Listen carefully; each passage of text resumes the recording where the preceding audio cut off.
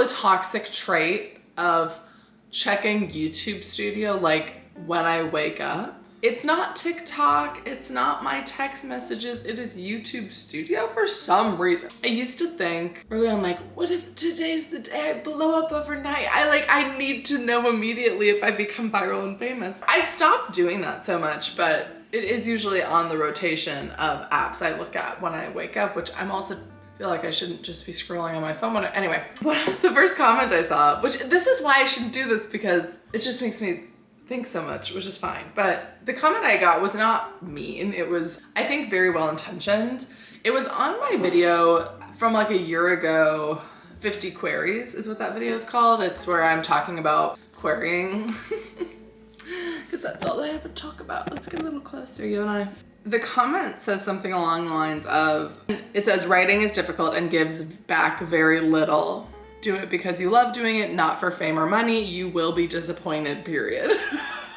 Good morning to me. I've hinted at this before, but I feel like there's this narrative with writing and with other creative things that like, because it's fulfilling and that you should love doing it, that means that you shouldn't expect to get money from it, or that you shouldn't expect to be compensated or paid for it. And I just disagree. Like, I don't think that everyone who writes should do it for money, but I also don't think that it's wrong to want to be paid for your work, especially with like something like writing, where the commenter says it is very difficult and gives very little back. I actually really disagree. I think in some parts of the process, it feels like it's not giving anything back, but it does give back to you creatively. And I think that there's something there that I resonate with, and that like, if it doesn't give anything back, if it is just truly soul sucking all of the time, then obviously don't do it to think you're gonna get a quick buck. Like, obviously not. Messages like that kind of suggest that the only reason you should write is to just for you, and you should have no desire to make money from it or to like have anyone see it. I mean, they said fame, and I think that fame is different than connecting with an audience. But I also think it's not wrong to want a lot of people to read your book. I've said this before, and it might be a hot take. If I knew 100% that no one was ever going to read any of my books ever, that I was never going to make it, which let's hope that's not the case. But if I knew that for certain, like if I got a magic ball and it told me, like, I would not write to the extent that I do. Like, I would probably write first drafts and I would never go through and revise, because revising is difficult. I would never go through and copy edit. I wouldn't ever write a query letter ever. You know, I would not write to the extent that I do if I knew 100% that I would never sell anything. Because I've said this many times, my goal is to be published, specifically traditional published at this time, but that is my goal, and I'm not afraid to say that.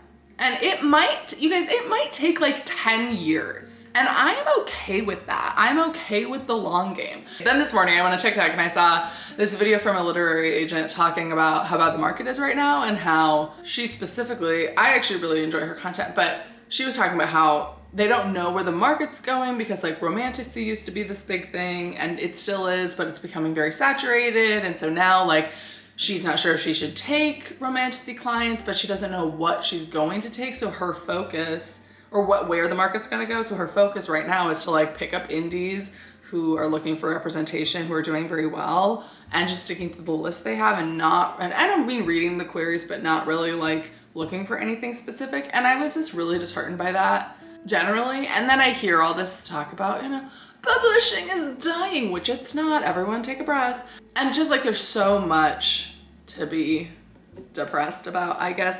So I think that there is merit in saying, like, if you're looking to make a quick buck today, writing is not the way to do it. But despite that, like, people are still getting book deals. People are still getting agents. People are still getting published in the traditional sphere. And so if they can do it, why can't I? Like, why? I'm not gonna give up. Perhaps against my better judgment. I had this, like, I don't know if daydream is the right word for it. Sometimes when I'm biking, I just like think about future scenarios. I feel like this is normal daydreaming, maybe. It was like, what if it takes 10 years and I'm posting a video in 10 years that's like 10 years in the query trenches update? And then I was like, that's depressing. At that point, I would be 33 and I would still have such a huge career in front of me.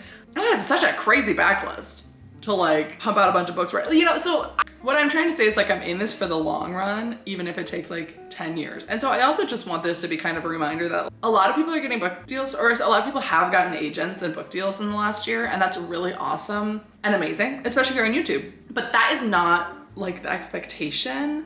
So if you're sitting here like refreshing, no one's doing this, but like refreshing Alyssa and the books every week, waiting to see the I Got a Literary Agent video, it might not come for like 5 years. I am hopeful that it will come sooner, and I know that I'm getting better and stronger, and writing becomes more fun the better that you get at it. It also becomes harder the better that you get at it.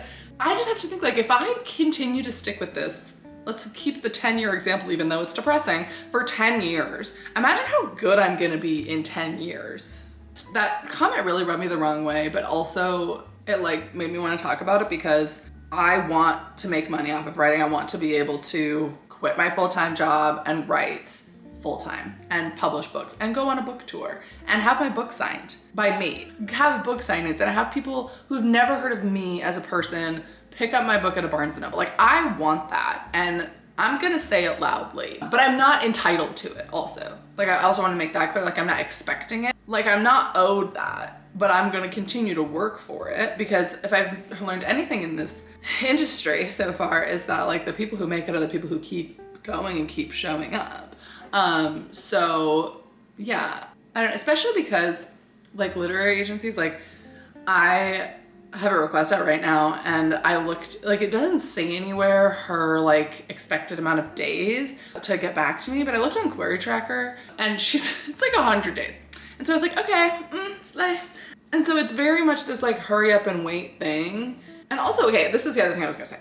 I want it to be my career, but I also am very realistic with myself that it will probably take a long, like multiple years to get to a point where I could be making enough, even with like indie publishing, like even if I was going that route, like on its own, writing is not gonna be able to sustain a career for a while. And so my other tip, I don't think I had a first tip, but something to keep in mind is to like have a day job that you like. So I'm a videographer in my day job, and I really do love making videos. I love the flow of editing a video, and I think that I could, like, people ask me this and I'm like, I could do that for my life and not write anymore. Seriously, like I'd still need to write, just emotionally. But one day down the road, if I have like a family and all the other hours are filled with other things, I would still be fulfilled in my life with something else. And I think that that's something to acknowledge too, is that like you can have more than one thing that fills your cup. And so don't feel like, oh, I just want to write, I want to quit my job and write. I would not have that attitude. I would find a job that you also love but doesn't drain you. I was looking back, a video I think I posted about a year ago. I was revising my book. It was also around the time I quit my job. It was a very dramatic time. Had a midlife crisis, like a quarter life crisis haircut in that time. And I was just watching those videos, and it was really interesting because the week that I quit my job, at the beginning of that week, I was writing and I was just talking to the camera like this, and I had this whole thing where I was like, I just wish I could quit my job and write. Like, this drains me, and I just feel like I will never be able to write in the way that I want to without quitting my job, without like doing it full time. And I just wish I could go live in the woods and write. And that's the only thing that will make me happy. Turns out that was not the case. Turns out I just needed the right job, and that wasn't it at the time. And so I say this as my overarching message with this sentence that I'm saying, which is apparently never ending. Also find a job that can sustain and fulfill you in addition to writing, but not one that drains you. Like, I would really love to get some representation soon and to like get the wheels turning with an agent. Like, I would really love for that to happen soon. But if I'm not ready for it, that's fine. I will just keep getting better. But also I really would like it to happen soon. So it's fine. In the meantime, I can also have this other job that fulfills me. Even if it takes 10 years, I can be happy in a job like this, also having the time and the ability to write. And so I don't think that the options are you're never gonna make it, so don't want money from it, and expect to be rich and famous. Like, I think it's somewhere in between. And I also just think persistence is truly key. Like, the people who make it are the people who keep going, generally. So if you sent this comment, I really don't think you have any ill intent. Like, I think that I have two theories if I'm honest.